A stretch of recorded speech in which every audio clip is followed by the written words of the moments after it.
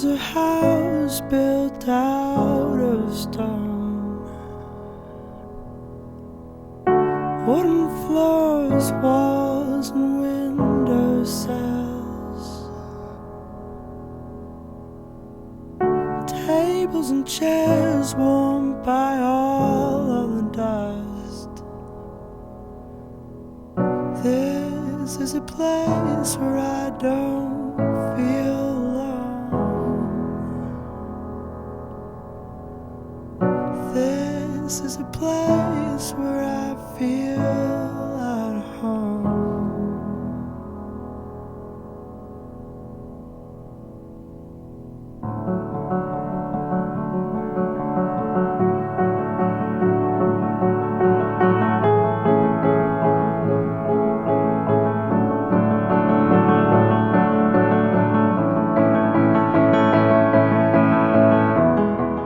Drive a Jeep down the middle of the village and you throw these barrels out into the road and they blow up people.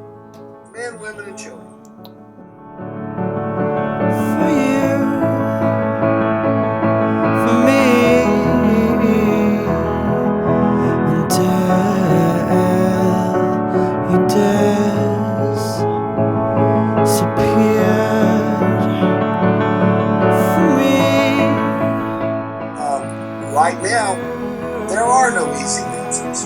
I think trying to negotiate with this transition is the best thing, but the Russians and the Iranians say, you got to keep Assad, at least for a little while. The United States and France have said, no, he's got to go. Now, I think we've got to negotiate a compromise on that. Secondly, we got to figure out who the bad guys are, the ISIS and Al-Qaeda groups, and we got to go against them and go against them very hard, and we got to figure out other groups that are capable of creating a government that can be supported. It's just a long process.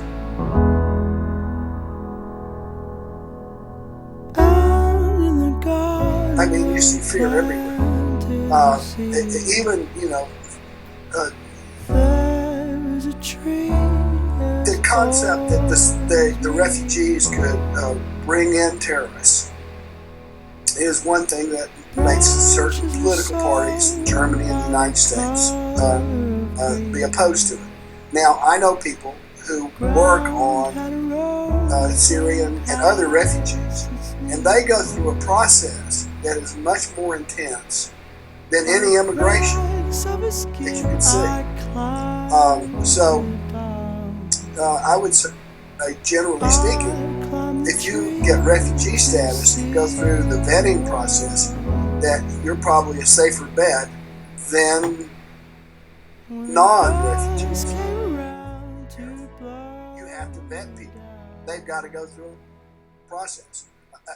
And if you bring them in as refugees, you know who they are. They didn't swim across a river, if you want to be that crass about it. They didn't sneak in. They came and they said, here I am, here are my papers.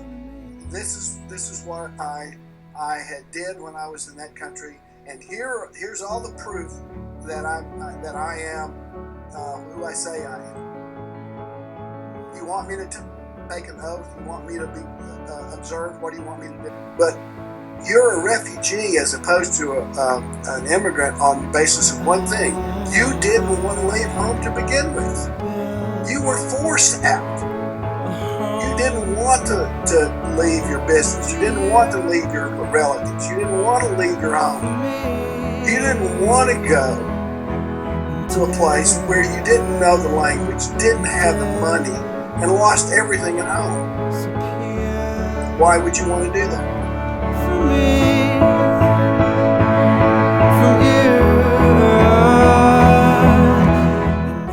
I know of a family who moved here from Syria a year ago, and I didn't even know they were from Syria, and I don't know if you would call them refugees, because I guess they are, because they were leaving because of civil war. But yeah, I didn't even know they were from Syria because they speak perfect English, but they left a year ago, and that's why they're here. So I guess I know them. I guess it's hard for them because they have to be in a different country and they had to leave everything behind. So my experience with refugees is that they want to prove Donald Trump wrong. We're not a threat to the United States.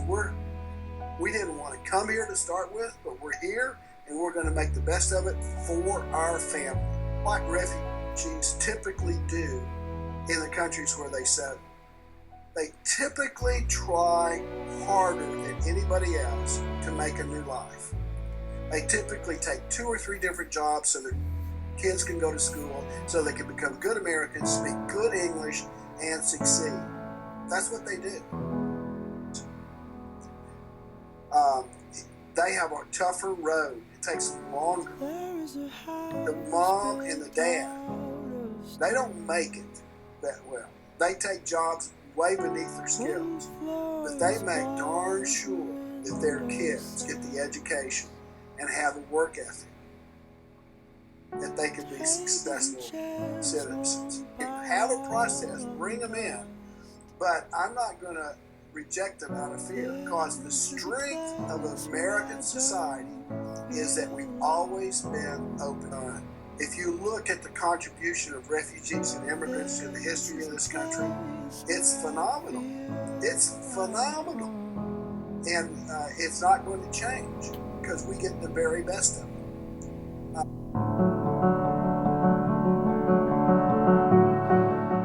Because, it's mothers and fathers actually giving up their lives to save their children.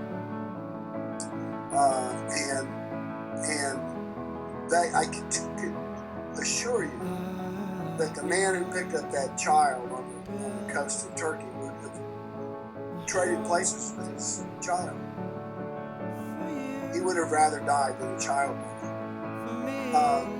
But it's mostly people who aren't even political, who have just, they're pushed out by their own government. They're pushed out by these barbarians who are trying to fight a holy war, and they want to live alone outside of the political realm. They don't want to be in the politics of it, but they don't have any choice. I think it's hurting people. I don't know if it's helping at all, because even if we don't let refugees in, people are going to find a way, and so that's kind of bad. They're not welcome. But I would say, if you come to the United States and you learn the language, which they will do, and you work hard, your children will be successful. That's all I can say. Because mom and dad is probably over for you in the country. But to turn our back on these refugees completely is a mistake of historic proportions.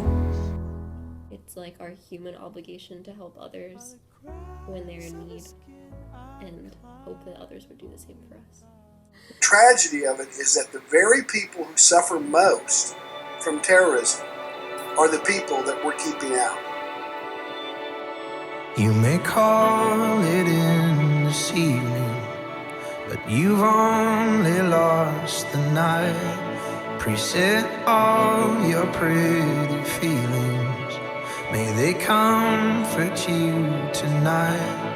And I'm climbing over something, and I'm running through these walls. I don't even know if I believe. I don't even know if I believe. I don't even know if I believe everything you're trying to say to me.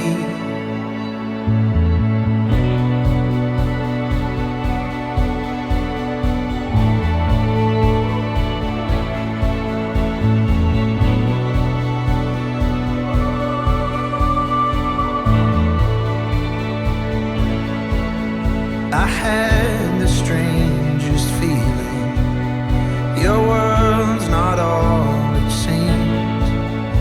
so tired of misconceiving what else this could have been. I don't even know if I believe. I don't even know if I believe.